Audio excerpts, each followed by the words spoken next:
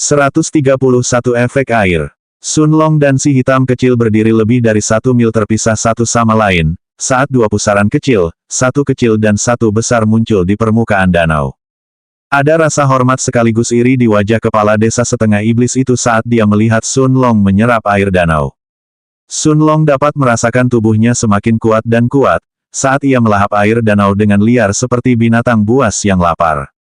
Situasi ini berlanjut selama 3 hari, karena pusaran di sekitar Sun Long sekarang 2 kali lebih besar dari ukuran aslinya. Akhirnya, Sun Long merasakan seolah-olah energi di dalam tubuhnya telah mencapai batas tahap tengah kedua dari tubuh abadi raja, ketika suara benturan tiba-tiba terdengar dari tubuhnya.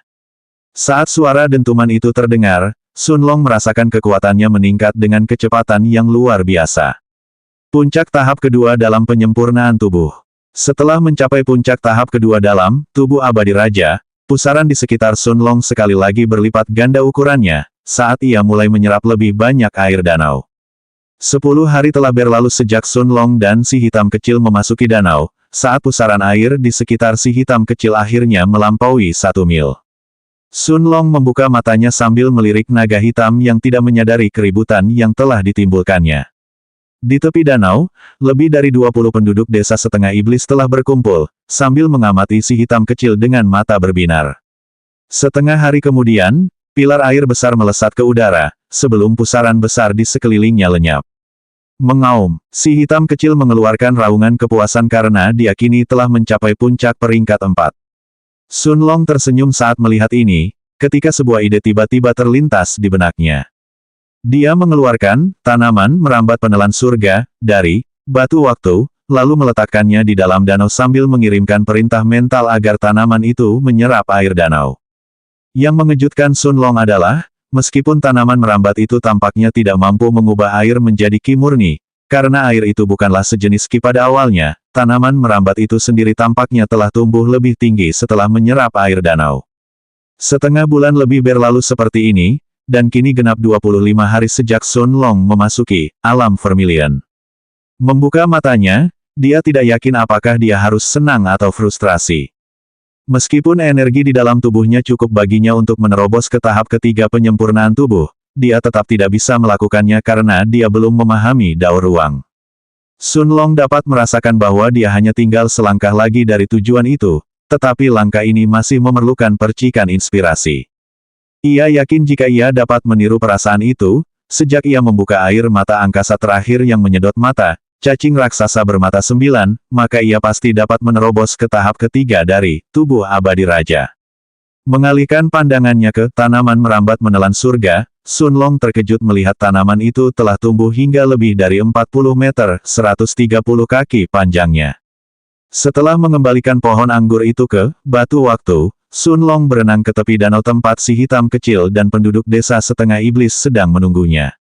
Kepala desa kemudian mendekatinya sambil membungkuk dan berkata, "Tuafe T5 Makanafe." Penduduk desa lainnya lalu menundukkan kepala seraya mengulangi kata-kata kepala desa mereka.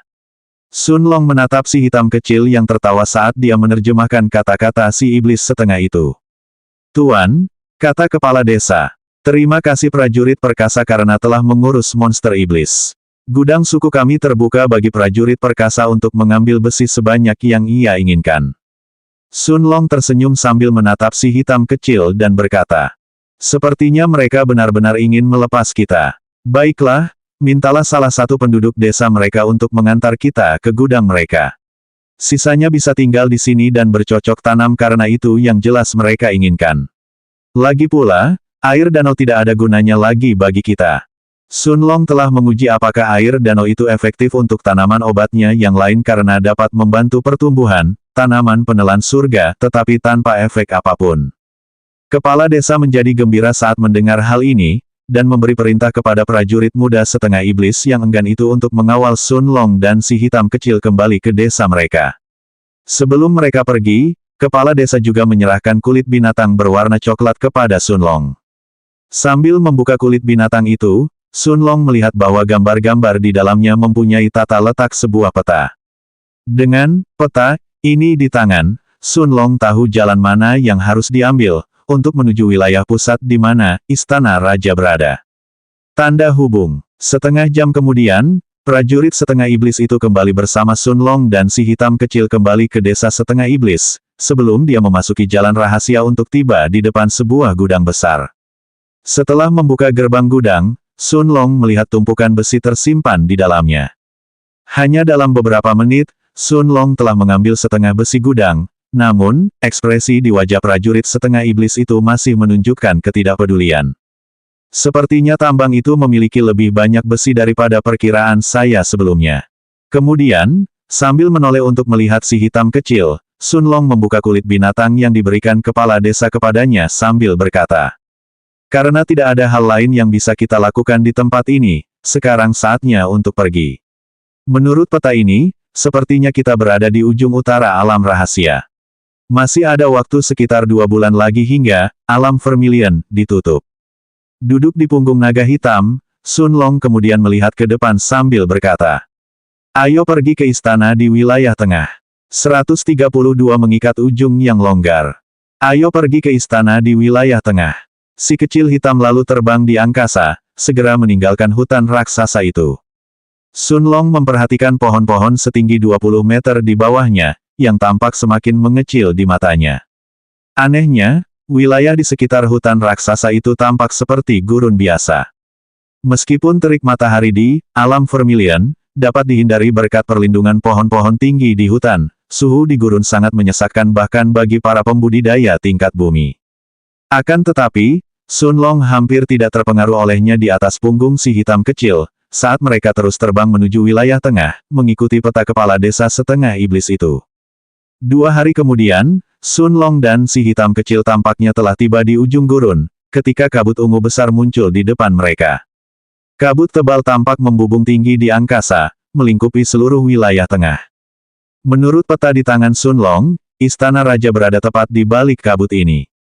Si hitam kecil tertegun ketika mengetahui bahwa bahkan indera jiwanya tak mampu menembus kabut. Melihat bahwa indera jiwa si hitam kecil benar-benar terhalang, Sun Long berpikir sebentar sebelum dia berkata, "Kembali ke batu waktu, untuk saat ini." Si hitam kecil menatap Sun Long dengan cemas, lalu dia tersenyum sambil menjelaskan. "Saat ini, kita terlalu dekat dengan wilayah tengah.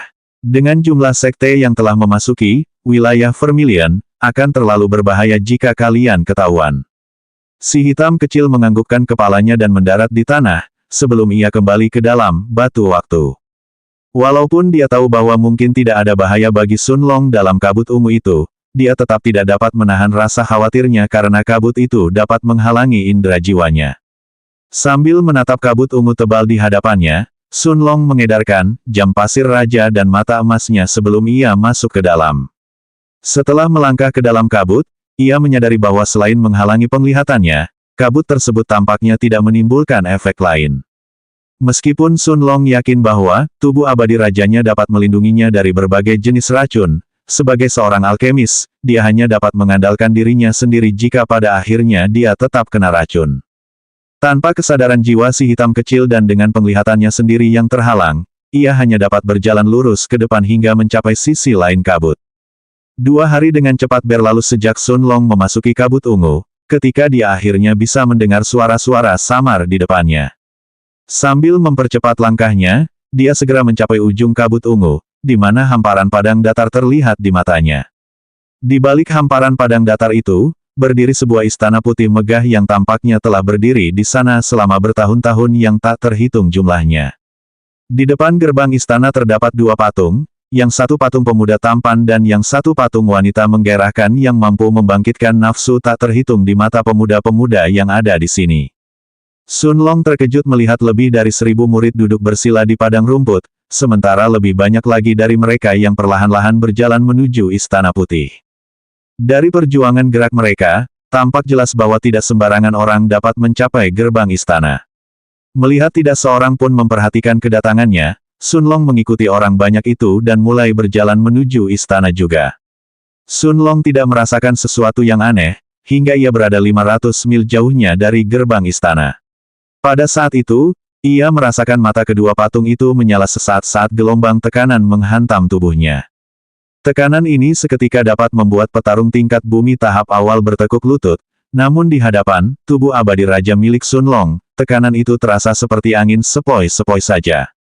Sun Long tampak berjalan santai menuju istana, namun dia masih bisa merasakan tekanan di sekelilingnya meningkat dengan setiap langkah yang dia ambil ke depan.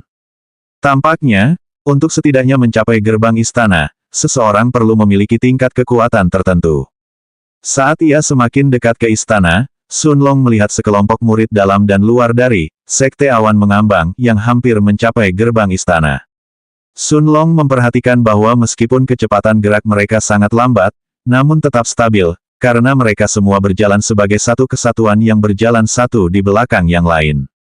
Ketika dia melihat orang-orang dalam kelompok ini, pandangan dingin melintas di matanya saat dia mempercepat lajunya.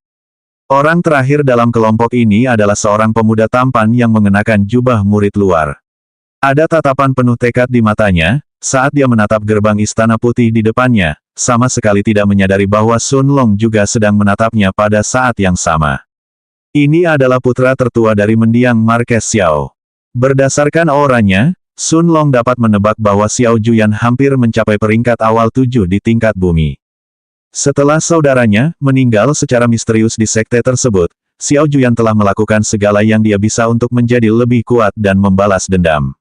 Dia tidak tahu bagaimana dia akan menghadapi ayahnya ketika kembali ke Kerajaan Keberuntungan Langit, jika dia tidak membunuh pembunuh saudaranya.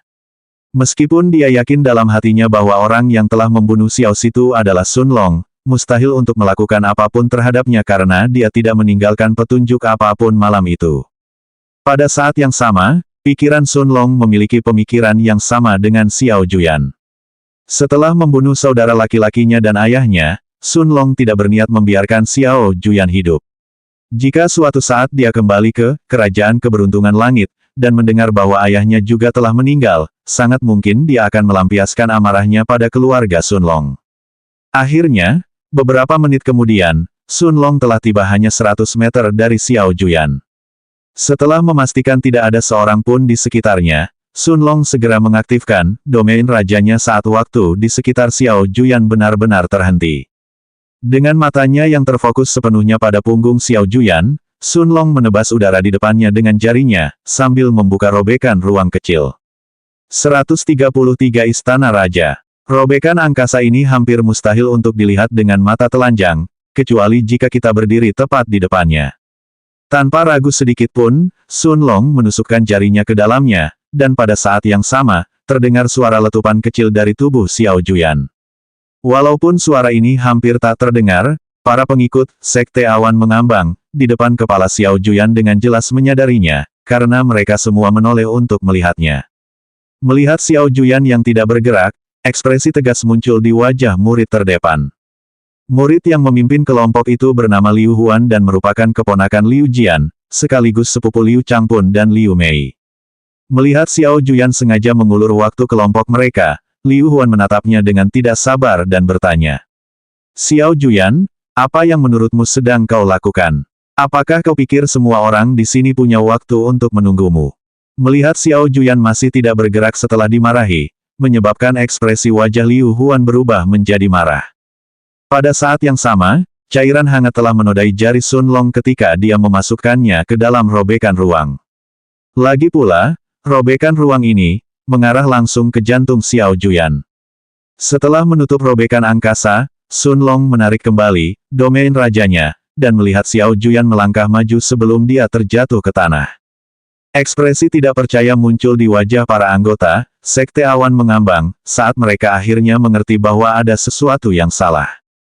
Mulut Xiao Juyan terus-menerus memuntahkan darah, tepat saat waktu di sekelilingnya mulai mengalir normal kembali.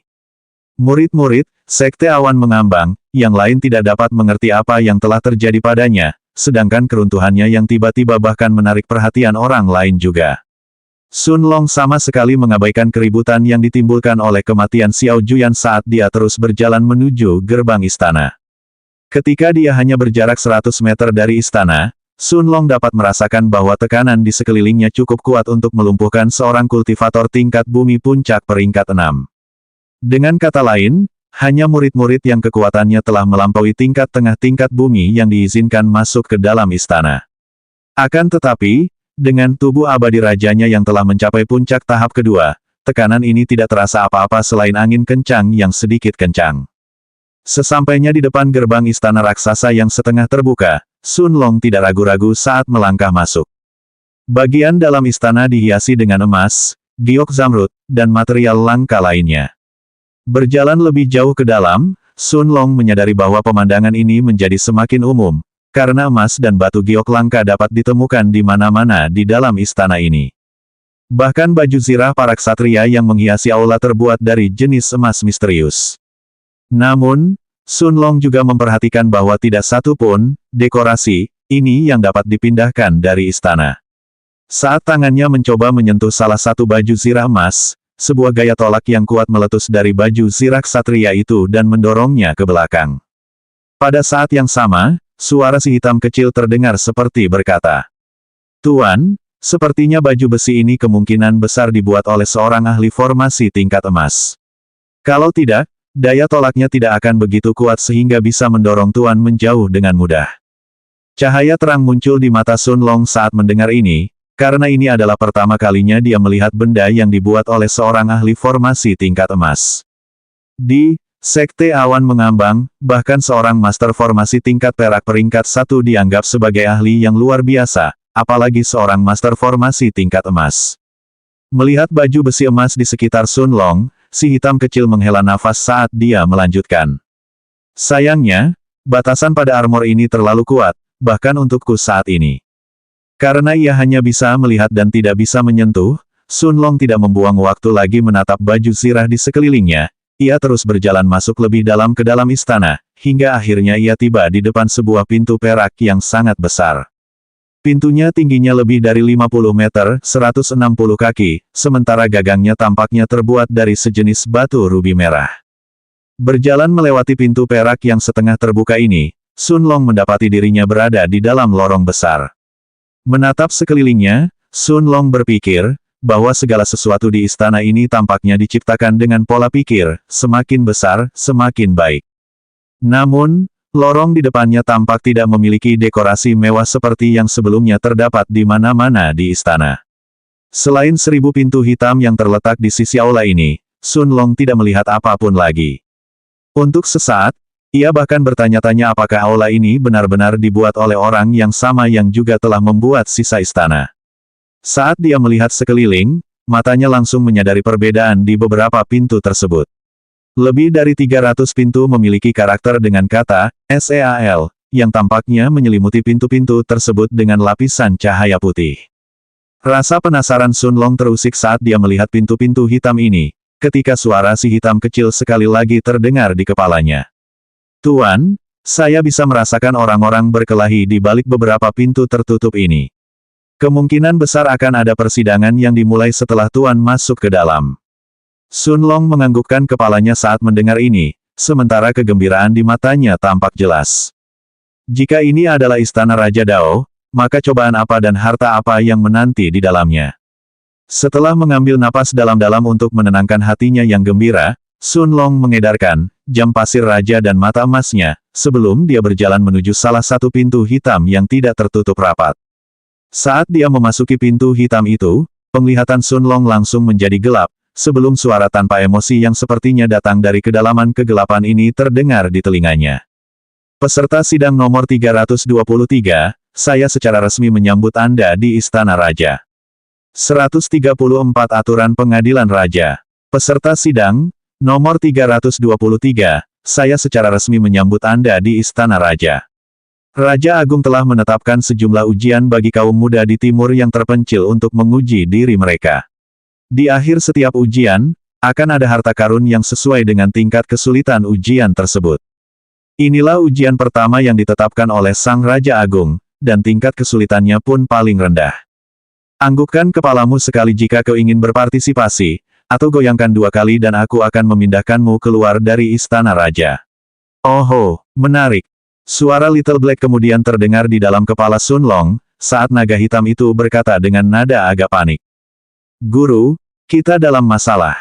Dia adalah seorang kultivator jiwa baru tingkat 4 dan dia telah menyadari indera jiwaku." Pada saat yang sama ketika suara si hitam kecil berakhir, Suatu kesadaran jiwa yang kuat dari kedalaman kegelapan telah terkunci pada Sun Long, yang memindainya dari ujung kepala sampai ujung kaki. Suara itu tampak terkejut karena tidak dapat menemukan jiwa si hitam kecil lagi, tapi ia masih terkekeh saat berkata, "Saya yakin bahwa saya baru saja merasakan adanya jiwa yang keluar dari tubuh Anda, tetapi tidak masalah. Di depan mata saya yang waspada, tidak seorang pun dapat berbuat curang dalam ujian raja. Jika Anda ingin berpartisipasi, Anda harus menggunakan kekuatan Anda sendiri. Jika tidak, Anda akan didiskualifikasi dan diusir secara paksa dari wilayah raja. Senjata di bawah tingkat perak juga diperbolehkan selama ujian. Sekarang buatlah keputusanmu." Sun Long merasakan keringat dingin menetes dari dahinya, saat dia mendengar bahwa suara ini telah merasakan jiwa si hitam kecil sebelumnya. Lagi pula, bagi Sun Long, si hitam kecil bukan sekadar salah satu rahasianya atau sekadar binatang ajaib, melainkan juga teman yang penting. Walaupun suara ini sepertinya tidak peduli dengan si hitam kecil saat ini, Sun Long merasa bahwa jika dia menggelengkan kepalanya dan menolak memasuki ujian dalam upaya melarikan diri dari istana, suara ini pasti akan mencoba memaksa si hitam kecil keluar dari batu waktu. Saat naga lemah itu menampakkan dirinya, Sun Long yakin pertumpahan darah akan terjadi. Dengan pemikiran ini, Sun Long hampir tanpa sadar menganggukkan kepalanya. Nada suaranya tampaknya berubah agak ceria pada saat itu ketika dia berkata, "Baiklah, kalau begitu, biar saya jelaskan aturannya. Dalam uji coba ini, Anda akan bertarung melawan binatang ajaib yang telah mencapai tengah peringkat 2. Jika Anda tidak berhasil mengalahkan binatang ajaib ini dalam waktu 24 jam, pertarungan akan berhenti dan Anda akan diberi waktu 4 jam untuk beristirahat. Setelah 4 jam ini berakhir, Anda harus bertarung lagi sampai menang, atau proses ini terulang kembali. Ingatlah bahwa Anda tidak dapat berhenti di tengah-tengah ujian. Jika Anda tidak menang, Anda tidak dapat meninggalkan istana raja, dan harus terus berjuang sampai Anda mati, atau kerajaan raja ditutup." Petik 1. Saat suara dalam kegelapan itu memudar, cahaya sekali lagi menerangi sekeliling Sun Long, saat ia mendapati dirinya berada di dalam sangkar besar. Kandang tersebut lebarnya sekitar 300 meter persegi 3000 kaki persegi, sementara seekor banteng hitam bertanduk merah dengan tinggi 2 meter, 6,5 kaki, dan panjang 5 meter, 16 kaki, berdiri di ujung lain kandang. Sun Long segera mengenali binatang ajaib ini saat dia bergumam sambil tersenyum. Seekor banteng bertanduk merah tingkat menengah 2. Mata banteng itu menatap Sun Long seperti seorang pemburu menatap mangsanya, sebelum kukunya menendang tanah saat ia menerjang ke arah Sun Long. Menyaksikan binatang ajaib itu berlari ke arahnya, Sun Long masih tersenyum, seraya mengumpulkan tenaga di lengan kirinya, dan menghadapi serbuan banteng bertanduk merah itu secara langsung. Tanpa ada ketegangan, serangan banteng itu langsung terhenti, dan sorot matanya berubah menjadi ketakutan saat menatap Sun Long. Sambil mengangkat tangan kanannya, Sun Long meninju rusuk banteng itu, membuatnya terpental ke samping hingga banteng itu kehilangan kesadaran. Saat banteng itu mendarat di tanah, 3 buah merah bersinar muncul entah dari mana di udara di depan Sun Long, sebelum suara tanpa emosi yang sama sekali lagi terdengar di telinganya. "Selamat, kamu telah lulus ujian pertama. Hadiahmu adalah 3 buah Blood Vermilion. Jika kau ingin menghadapi ujian kedua, anggukkan kepalamu sekali. Jika kau ingin meninggalkan istana raja, gelengkan kepalamu 2 kali." Sun Long tertegun sejenak ketika dia mengamati 3 buah merah berkilau di tangannya, dan teringat bahwa hadiah untuk ujian sekte luar, justru adalah buah merah darah ini. Tampaknya dari sinilah keempat sekte mendapatkan buah merah darah mereka.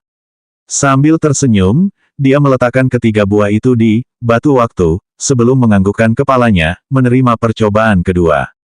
Sebuah pintu hitam kemudian muncul di depannya, seolah-olah muncul begitu saja, ketika suara tanpa emosi itu sekali lagi terdengar di telinganya. "Baiklah, Anda adalah orang ke-281 di angkatan abad ini yang memasuki ujian kedua. Namun, ujian kali ini akan sangat berbeda dari yang pertama. Kali ini, bukan hanya kekuatanmu yang akan diuji, tetapi juga kemampuanmu dalam merencanakan dan kepekaanmu." Sun Long penasaran bagaimana persidangan kedua akan berbeda dari yang pertama, ketika suara tanpa emosi itu terus berlanjut. "Kalian akan dikirim untuk bergabung dengan kontestan lainnya yang saat ini sedang menjalani ujian di dalam Taman Raja. Bunuh binatang ajaib tingkat 3 dan ambil inti binatangnya, dan kau akan berhasil melewati ujian kedua. Suara itu kemudian berhenti sejenak seolah baru saja mengingat sesuatu, sebelum melanjutkan penjelasannya. Kalian juga bisa membentuk tim dengan kontestan lain, dan kalian bahkan bisa membunuh mereka jika kalian mau, tetapi hanya orang yang pertama kali mendapatkan inti binatang ajaib itu yang akan dianggap lulus ujian. Selain itu, menggunakan bentuk bantuan eksternal lainnya, termasuk jimat, senjata tingkat perak dan di atasnya, atau pembantu yang tidak berpartisipasi secara resmi dalam ujian, akan segera menyebabkan Anda didiskualifikasi.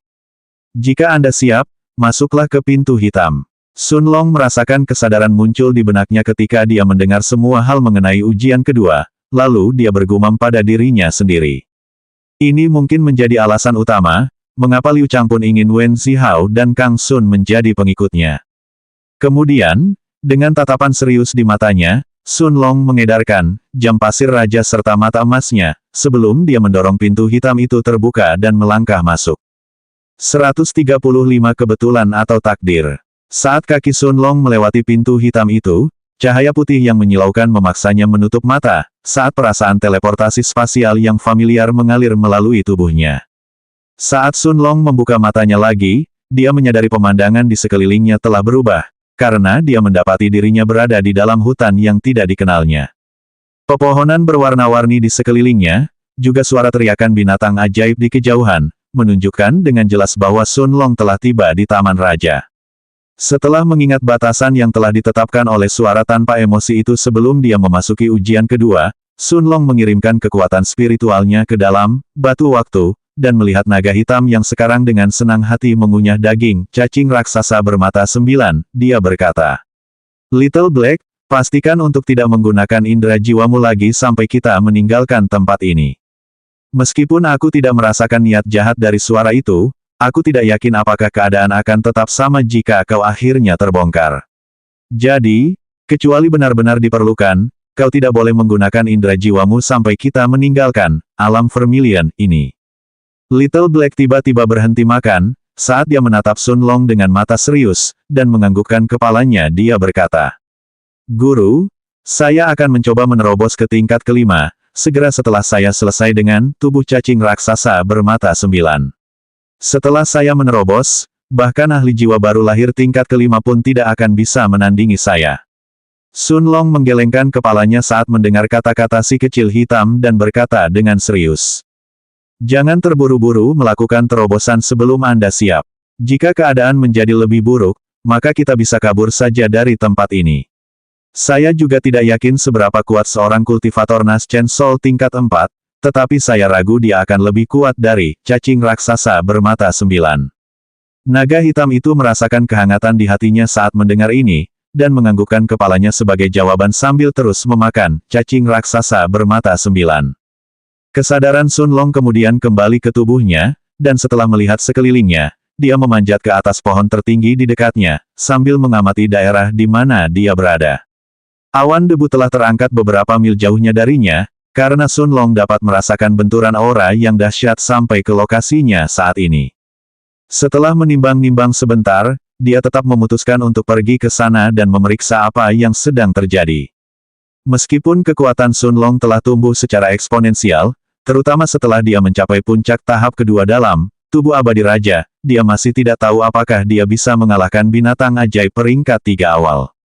Lagi pula, bahkan binatang sihir tingkat 3 yang paling lemah pun, sama kuatnya dengan para kultivator tingkat surga tingkat 3.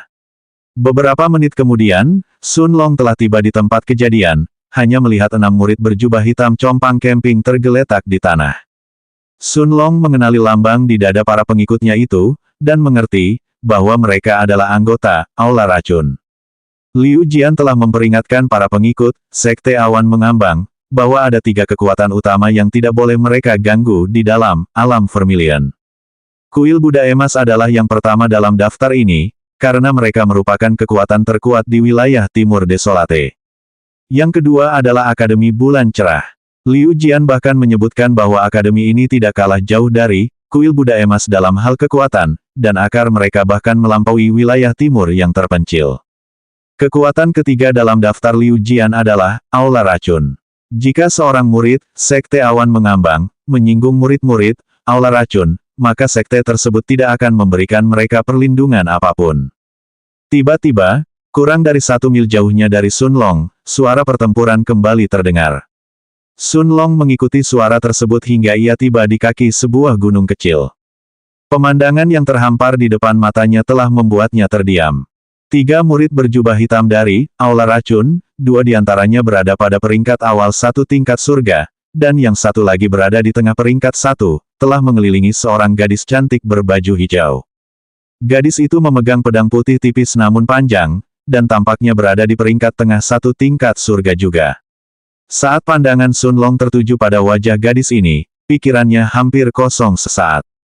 Sun Long bahkan tidak segera bergerak saat serangkaian pertanyaan melintas di kepalanya. Apakah kebetulan ini benar-benar ada? Atau apakah ini yang disebut orang sebagai takdir? Sun Long tidak pernah percaya bahwa suatu hari ia harus berperan sebagai pahlawan bagi seorang gadis yang sedang dalam kesulitan. Meskipun dia dulu mengira dirinya sebagai orang yang dingin, yang hanya peduli dengan orang-orang terdekatnya, saat matanya melihat Liu Mei dengan darah di seluruh jubahnya, dia merasa seperti ada yang menarik tali di hatinya. Apakah karena dia membelaku saat aku pertama kali masuk sekte? Atau karena aku merasa kasihan padanya setelah mendengar tentang hidupnya dari Fuli? Sun Long tidak tahu kapan atau mengapa, tetapi dia baru saja menemukan bahwa pada suatu saat, dia telah mengembangkan rasa ketertarikan pada gadis yang tak tertandingi kecantikannya di depannya ini. Pemuda yang berada di tengah-tengah peringkat 1 di kelas surga, akhirnya membangunkan Sun Long yang telah jatuh pingsan dengan tawanya yang keras, saat dia melihat Liu Mei yang terluka di depannya dan berkata, "Hahaha dasar jalang, apa kau pikir kau bisa kabur setelah melukai begitu banyak saudaraku?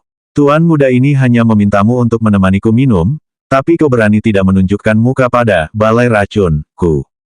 Kemudian, dengan senyum cabul di wajahnya, pemuda dari balai racun memandang Liu Mei yang masih tergeletak di tanah saat dia berjuang untuk bangkit dengan bantuan pedangnya, dan berkata, "Jangan khawatir, aku, Su Honghui, memang dikenal sebagai orang yang baik hati. Datanglah ke sini dan mohon pada tuan muda ini, dan aku masih bisa memaafkanmu." Selanjutnya bab 136 metode jahat Poison Hall.